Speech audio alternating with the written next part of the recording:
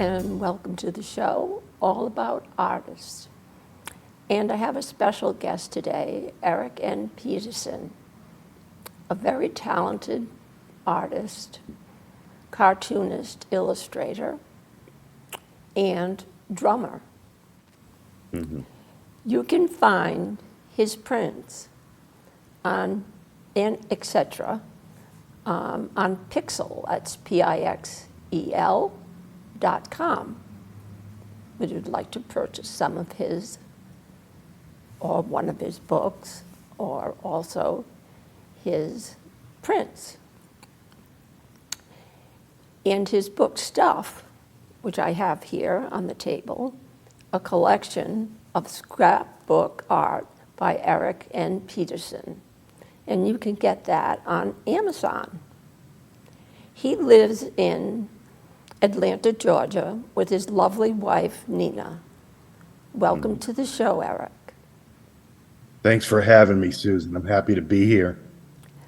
And before we start, I want to thank Dave Fabiano, Joanna Hurlbut, and Nicole Brown for making this show possible, because without them, there'd be no show. And I really thank them. Eric, what inspired you to become this cartoonist artist? Well, I don't know. It's more of a compulsion than anything. A lot of the early artwork that I saw when I was a kid were things that I saw in the newspapers. My family used to get daily newspapers every day. So there would be a morning newspaper that would come, and then there would be an evening one. And then you'd get this huge Sunday paper that was loaded with the funny papers that had a lot of really nice artwork.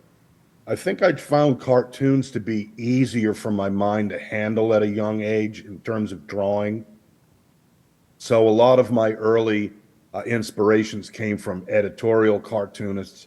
Even though I didn't understand the politics of it, they had all these wonderful drawing styles that really helped me learn about drawing using pen and ink line, etc. So I think it was just that I was just so amazed by the drawings I saw in the newspapers that I felt compelled to do it. And it's been that way the rest of my life, really. Well, let me ask you, who's your favorite artist? Oh my, there's a tremendous amount of people. I bet. The person who's the biggest influence on me right now is Quentin Blake, the illustrator that did all the Roald Dahl books. He's just got an absolutely wonderful, loose, whimsical style that is very inspiring to me now. But my early favorites were Maurice Sendak, who did Where the Wild Things Are, and of course Dr. Seuss was a favorite of mine. Um, I've always been into book illustrators. They've always been, particularly children's books, I really like, and I still love till this day. Uh, those are very influential in my early inspiration. And what do you think about formal art versus training versus self-taught? Well, I've done both. I mean, I've taken formal art classes since I was a child, into my early teens, and I also have uh, gone to art school and studied formally as well. Um, and I've learned a tremendous amount on my own. Every artist continues to learn on his own, no matter what. Every time you open a book or every time you look at something, you're learning something. So I'm real big on if you're fortunate enough that you've got both in your life, you can really learn a lot of things and really expand your horizons by, excuse me, maybe taking some drawing classes. Doesn't necessarily mean that everybody has to go to art school. That's just where I felt the direction that I needed to go for where I wanted to go with my art. And I still continue to learn a lot these days just by looking at other people's work. How do you feel or react to criticism? Because I know I see that in some of your responses. Well, the older I get, criticism becomes more and more amusing to me because, I mean, what I tend to draw isn't for everybody. It's a very odd sense of humor. I go into some risque elements, and it's not for Yes. everybody. However, I think criticism is a good thing for every person to try to get a handle on experiencing and accepting. That's one of the things that's really great about formal drawing education is because you have a teacher who will say to you, I think we need to fix this area. Your perspective is a little off, or you're not getting a grasp of the proportions here. Those things are very beneficial to an artist to learn. It helps you develop a thick skin, and by the time you get older, you realize that not everybody likes what you do. Some people have harsh things to say, and the more you're able to experience criticism, the easier it gets in life. Mostly nowadays, I find it amusing, especially when I get harsh criticism. I'll take shots of the criticisms and I'll post it right there underneath my artwork. Criticism inspires me, especially somebody that has something really kind of nasty to say about something that I've drawn, because I feel good that I'm not bothered by it, and it shows me that I've progressed.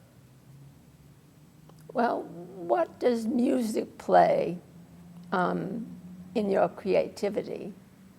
Because I know you're a Oh, drummer. I've heard it many yeah. times. I love it.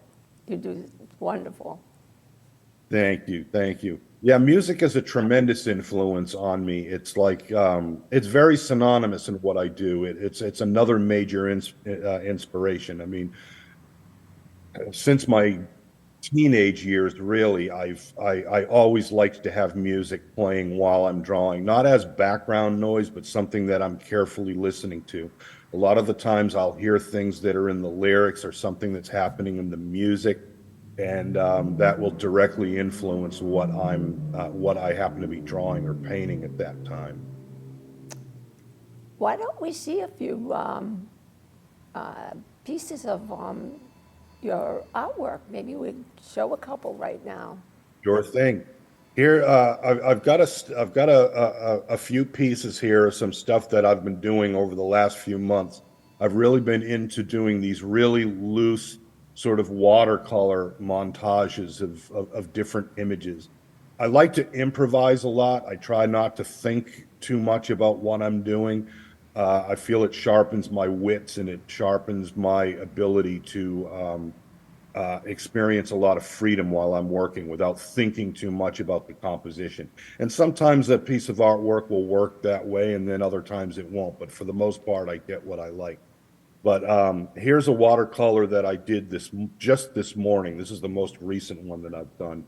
Let's see if we can get that up in front of the camera Oh, here. that's lovely. I can see that. Yeah. That's wonderful. Okay, good. And this is pen and ink with some watercolor washes, and this is some of the materials that I love to work the most with. And like I said, I'll just improvise and I'll say, hey, how about a piece of pie with some green people? And then boom, there we go. But I did this one this morning. And let's see, what else do we have here? Let me find something. Here's another one that I did. Let's see if I can Oh, get that up here. Sorry if I'm moving it around too yeah. much. I'm Well, just trying to get in the that's good. frame. That's very good But right there. I love animals a lot. Animals show up in my work, and spirituality affects a lot of the work that I do. This is a sadhu, holy man from India with the parrot here. So I kind of tend to like to draw a lot of spiritual things along with some of my crazy stuff. Let me see if I have another one. And I've really been into sort of these African sculptures lately. Here's some where I combine some of my own characters along with some animals and some African sculptures here. And let me find one more for you here. Oh, I was thought we have at least 100. Oh, I've got a pile I for know. sure. Here's one that I particularly like, which is another Sadhu A or little bit more Indian to the, holy man. that's, a little And more this way. That's good right there. Oh, that's wonderful. That's yeah, wonderful, right there. Look at that. That's beautiful. and let me see another one here. I liked your Santa Claus this morning. Yeah, I like doing a lot of Santa stuff around this time You too. made me laugh. I'll try not to move this around too much. Yeah, right there's good. Yeah, good.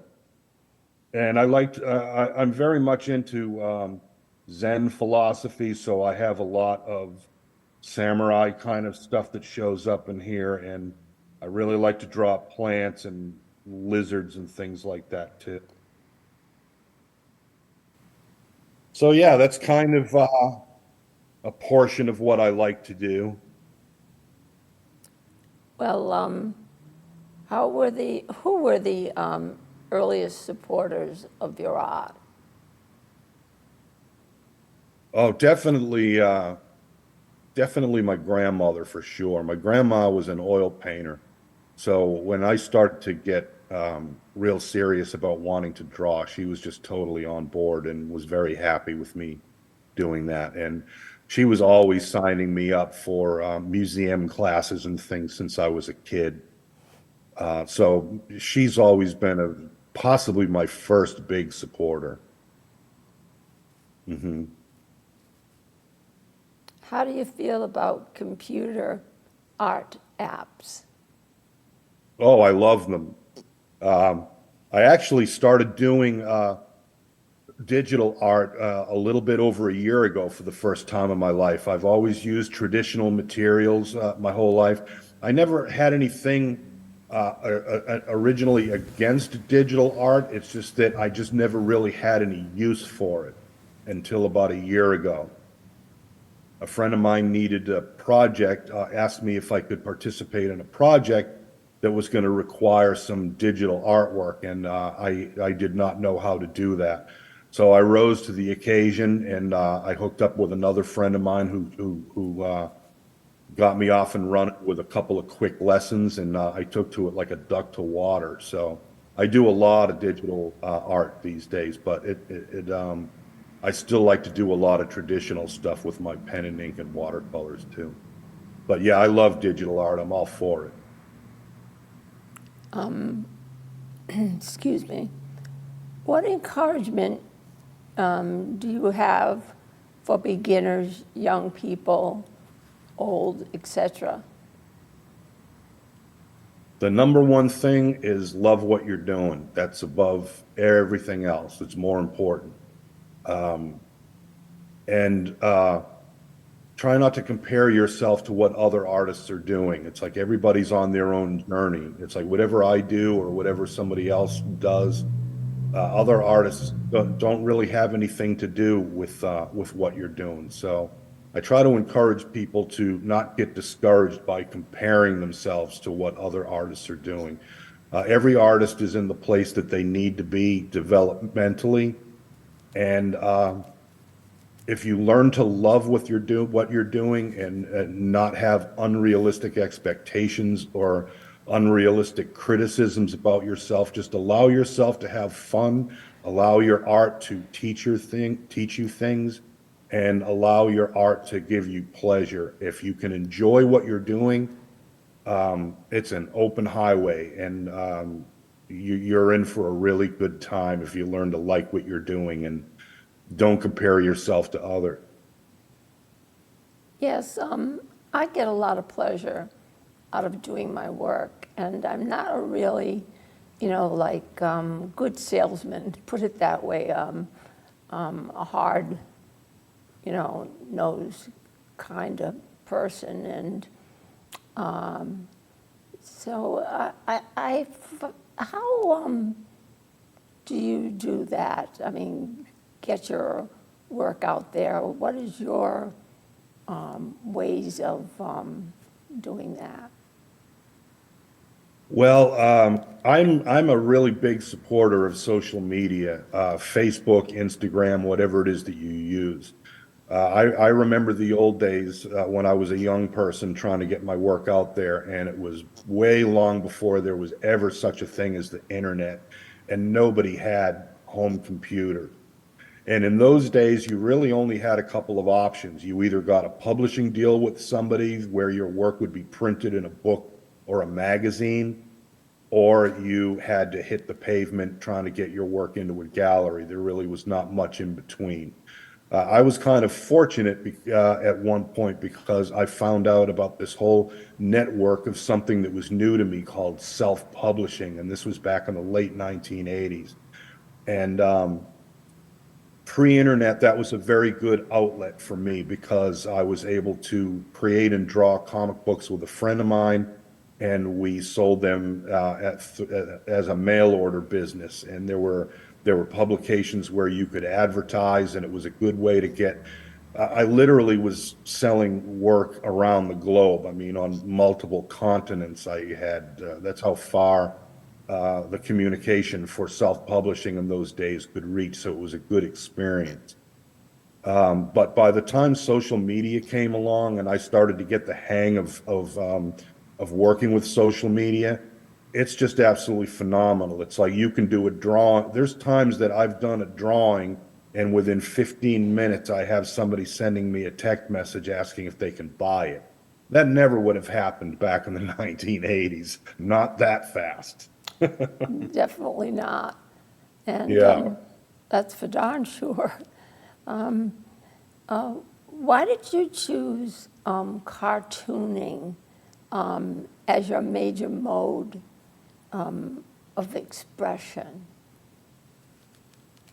Well, I think humor is the thing that I respond to the most. Humor and absolute silliness. I love things that are silly. I like to express silliness, and I'm a huge advocate for things that don't make sense. And cartooning has that and about a million more things that I could list if I had the time. I just find the ultimate freedom in that. And I've developed a style over the last, I don't know how many years, where I can be very painterly, which satisfies my fine art side of me.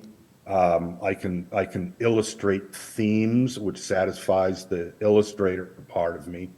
And it's just a very kind of flexible, user-friendly medium. I mean, I can do any kind of thing with cartoons. I can use cut-up paper. I can do collage work with it. The possibilities for cartoon work are just endless. In a nutshell, I just have an absolute feeling of freedom when I'm working in a cartoon medium. I can go anywhere. Yes, I've seen that. I've never had so much laughter in all my life. I You're would, very, in the mornings, I would look for your cartoons, and even in the evening when, oh, sometimes I might be feeling low because it's darn dark outside. And just before I go to bed, I check out Facebook just to see what you put up because I need a good laugh sometimes before I go to bed. And some of your stuff is just so beautiful. And I love your Santa Claus. It is the most funniest thing I think I've ever seen this morning. you're So very, we do have some humor, I must say, a lot of it. And I don't know, sometimes I used to tell you I want to climb in your brain because you come up with so much stuff, I don't know where it's coming from. you're very sweet. Thank you. Oh, but it's great. What first motivated you as a child to make art other than your grandmother? I think you said your grandmother, or maybe I'm asking Yeah, the same question. I just think that it was just something that I felt compelled to do. I think very early on, I don't really think that I showed very much of an aptitude for drawing that was, or anything that was anything different than what any other kid my age did.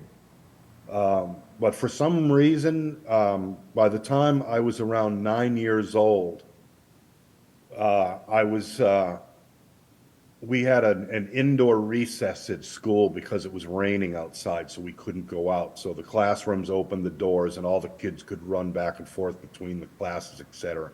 But I noticed this one child who was my age, who was sitting by himself at a table drawing on the back of his exercise paper. And I went over to see what he was doing. And he was absolutely exceptional. And I said to myself, I want to do that. So I grabbed a piece of paper and a pencil and I sat down next to this kid and I did a drawing. And it was almost as though by sitting next to this child, something got activated in my brain chemistry. It was like somebody flicked on a light and all of a sudden I knew how to draw. I mean, it was that instantaneous.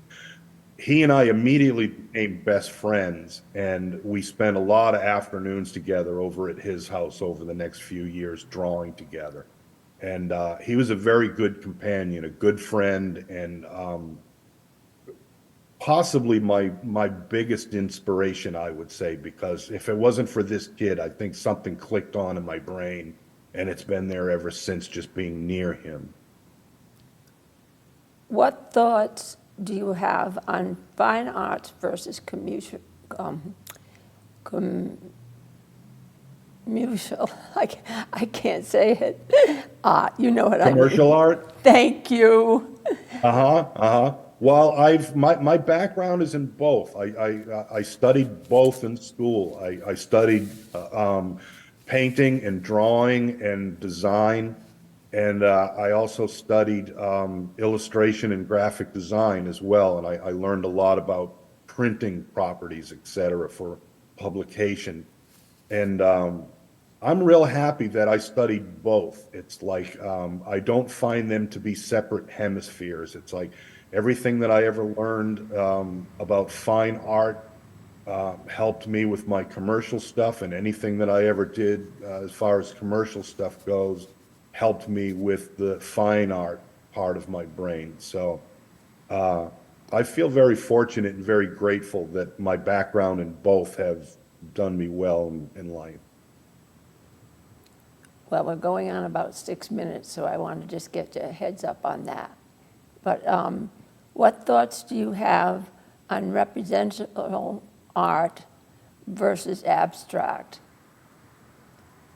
Well, again, I have a background in both, and I really love both. I can look at a Rembrandt and be absolutely have my breath taken away, but at the same time, I love Jackson Pollock, who is one of my favorite painters, and I also love Robert Motherwell and Franz Klein and people like that. So I love both. I think in my life, both have always been very influential and very valuable to me.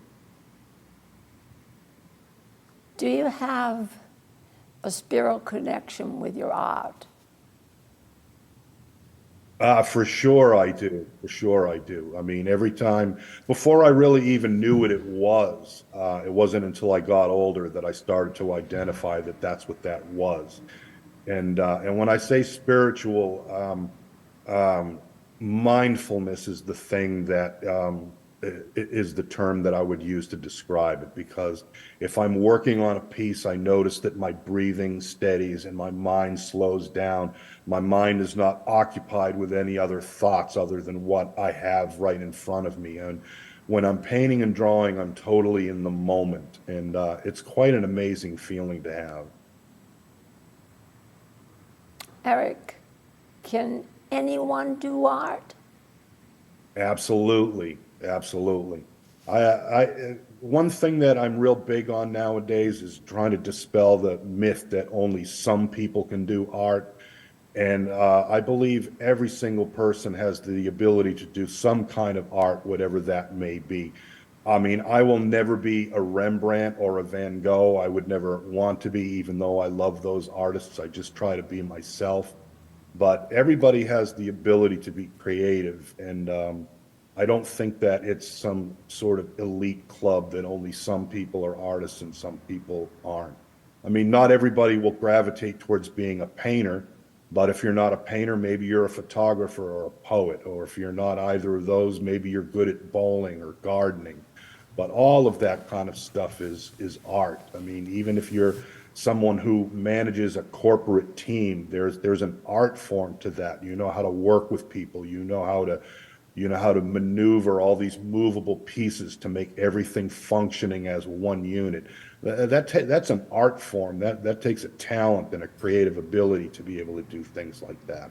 Well, as far as art goes, a lot of people, they say, oh, I can't do that. I can't do that. I said, well, I mean, I started off with a couple of lines. You know, I did go, you know, to fine arts, visual arts, but at Berkshire Community College, but that was about in the year 2000, I think it was. And I would see something and draw it because that's what they did in art school. But then when I kind of got on my own, it just came, you know, from within me onto the paper. I just can't draw anything anymore. It's just, you know, that compulsion that you talk about that is so interesting. I think that people should know about, you know, the person that doesn't know anything about art. And we have 2 minutes left. What